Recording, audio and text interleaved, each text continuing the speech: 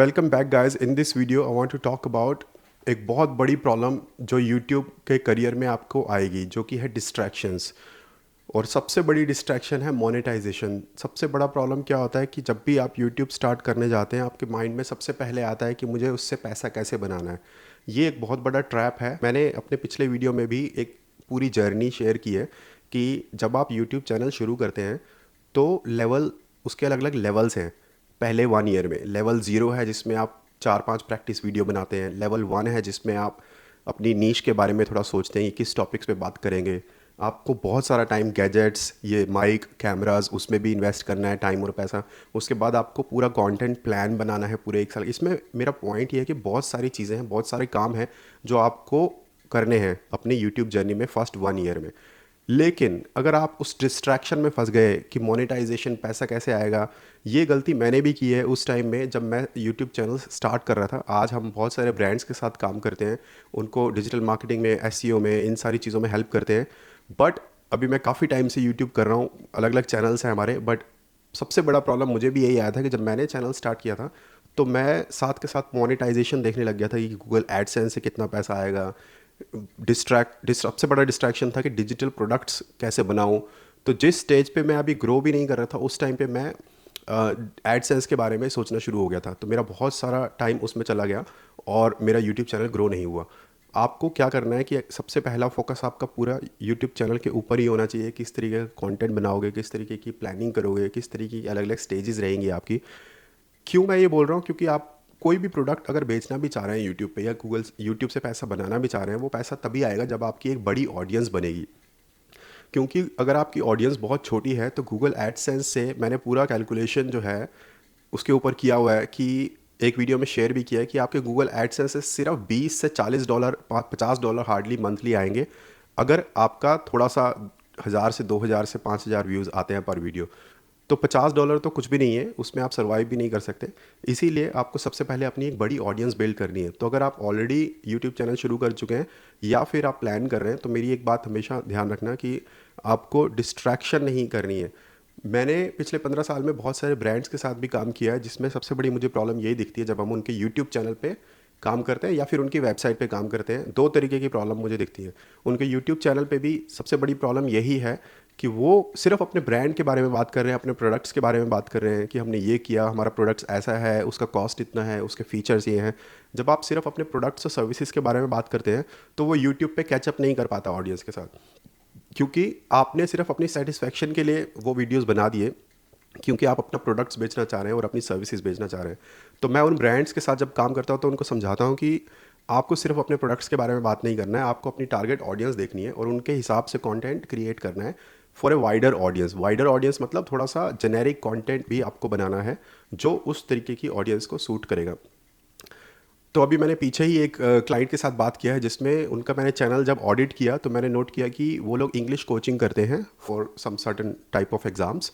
और उसमें वो सिर्फ अपने टेस्टिमोनियल्स डाल रहे हैं स्टूडेंट्स का और सिर्फ अपनी कोचिंग के बारे में बता रहे हैं कि हम ऐसे कोचिंग देते हैं, एग्ज़ाम में ये आएगा वो आएगा। उनका टारगेट ऑडियंस था इंटरनेशनल स्टूडेंट्स। तो मैंने उन्हें सजेस्ट किया कि आप इंटरनेशनल स्टूडेंट्स के अराउंड कंटेंट क्रिएट करो कि अगर वो ओवरसीज़ जाते हैं, यूनिवर्सिटीज़ में जाते हैं, उनका लाइफस्टाइल कैसा रहता है, उनको उस तरीके की से हेल्प करने की कोशिश करो। एक तरीके का wider content, how to adjust the lifestyle when you go overseas, what sort of things you should do. English, अगर इंग्लिश के बारे में बनाना चाह रहे हो तो how to build your English confidence, how English can help build your confidence, your personality, all those sort of content. Alright, तो मेरा अगेन मैं अब थोड़ा इजी कर देता हूँ, थोड़ा सा हम डिस्ट्रैक्ट हो गए। मेरा ओवरऑल पॉइंट ये है कि जब आप यूट्यूब चैनल शुरू करेंगे तो आपको सबसे बड़ी डिफ़िकल्टी यही आएगी कि आपके दिमाग में हर टाइम यही चलेगा कि मैं पैसा कैसे बनाऊंगा, मैं तो सिर्फ कंटेंट बना रहा हूँ, मैं तो सिर्फ वीडियोस बनाए जा रहा हूँ पिछले 6 महीने से। तो यही रीज़न है कि मैं हमेशा यूट्यूब पार्ट टाइम सजेस्ट करता हूँ। Always start YouTube part time, उसके ऊपर पूरा फुल टाइम मत डिपेंड हो। यूट्यूब को आप पार्ट टाइम ही रखो। आपको अपने टाइम को एलोकेशन करना, आपको बेटर करना पड़ेगा, प्रोडक्टिविटी को बेटर करना पड़ेगा। इसीलिए YouTube is such an amazing thing, क्योंकि वो आपको बहुत सारी चीज़ें सिखाती है कि आपको अपनी प्रोडक्टिविटी कैसे बेटर करनी है, प्लानिंग कैसे बेटर करनी है। क्योंकि साथ के साथ आपको अगर पैसा कमाना है तो आपको कोई पार्ट टाइम जॉब या फिर फ्रीलांसिंग से आपको कमाना है वो पैसा। और यूट्यूब आपका साइड बाय साइड चलेगा। अप टू 1 ईयर आपको लगेगा वो ऑडियंस बिल्ड करने के लिए, जिसमें मैंने पिछले वीडियोस में शेयर किया है। लेवल 0, 1, 2 अलग अलग लेवल्स होते हैं, स्टेजेस होती हैं यूट्यूब की जर्नी की। तो वो जर्नी, वो वीडियो आप, मैं लिंक डाल दूंगा डिस्क्रिप्शन में, जाके देख सकते हो। बट बेसिकली वो 1 साल की जर्नी है आपकी, जिसमें आपको पहले ऑडियंस बिल्ड करना है। अगर आप मेरा ये वीडियो को सीरियसली देख लेते हो, समझ लेते हो, तो आपका बहुत बड़ा प्रॉब्लम सॉल्व हो जाएगा।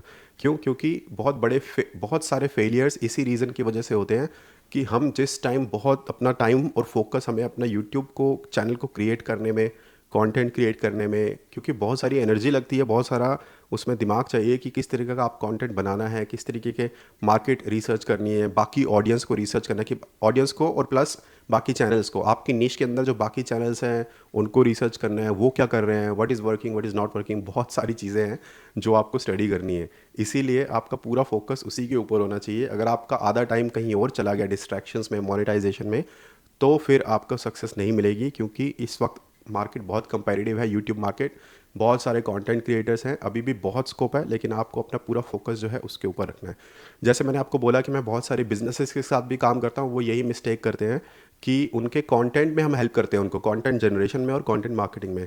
तो सिर्फ यूट्यूब चैनल में नहीं, उनके वेबसाइट के ऊपर जब ब्लॉग्स होते हैं उसके ऊपर भी मैं 15 साल से ये नोट कर रहा हूँ। ये मिस्टेक सबसे बड़ी होती है कि वो जब ब्लॉग लिखते हैं तो उनका वो ब्लॉग सिर्फ अपने प्रोडक्ट्स और सर्विसेज के बारे में होता है, जिसको कोई नहीं पढ़ता है। तो जब हम स्टार्ट करते हैं उनका कंटेंट क्रिएशन, तो हम एक डिफरेंट अप्रोच लेते हैं। हम उनका जेनेरिक कंटेंट क्रिएट करते हैं जो वाइडर ऑडियंस को अप्रोच करता है, जिससे उनका विजिबिलिटी बढ़ती है।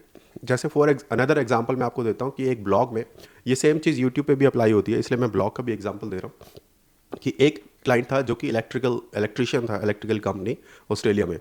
तो उनके ब्लॉग्स में भी यही प्रॉब्लम था। तो हमने एक छोटा सा एग्जांपल दे रहा हूँ आपको, उनका एक ब्लॉग क्रिएट किया कि इंस्टेड ऑफ टॉकिंग अबाउट उनकी प्रोडक्ट्स और सर्विसेज, हमने रिसर्च किया कि कौन सा टॉपिक्स यूज़र्स गूगल पे सर्च कर रहे हैं, किस तरीके के कीवर्ड सर्च कर रहे हैं।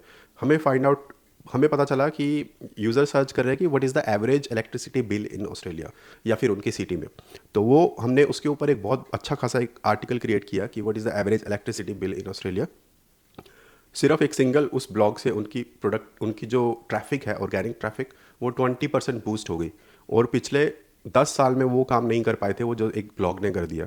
तो that is the reason I am telling you कि आपका जो भी नीश है, आप सिर्फ अपने प्रोडक्ट्स, सर्विसेज और मोनेटाइजेशन के बारे में मत सोचो, आप जनरली ऑडियंस को हेल्प करने की कोशिश करो और उस तरह का कंटेंट दो जो आप एक कोर्स में देना चाहोगे, एक पेड कंटेंट में। अगर आप वो क्रिएट कर सकते हो तो आपका यूट्यूब चैनल सक्सेसफुल होगा। इसी चैनल पे मेरा नेक्स्ट वीडियो होगा कि किस तरीके से आप कंटेंट कंसिस्टेंटली, नेक्स्ट 4 और 5 वीडियोस मेरे उसी के ऊपर होने वाले हैं, किस तरीके से आप कंटेंट प्लान कर सकते हो, किस तरीके से आप कंटेंट कंसिस्टेंटली क्रिएट कर सकते हो रेगुलरली। क्योंकि वो एक बहुत बड़ा इशू आता है प्रोडक्टिविटी का, मोटिवेशन का, कि किस तरीके से हम कंसिस्टेंटली कंटेंट प्लान करें। तो for this video, avoid the distraction, don't sell your self too early. बहुत जल्दी सामान बेचने की कोशिश मत करो, बहुत जल्दी मोनेटाइजेशन के बारे में मत सोचो, and focus on your content.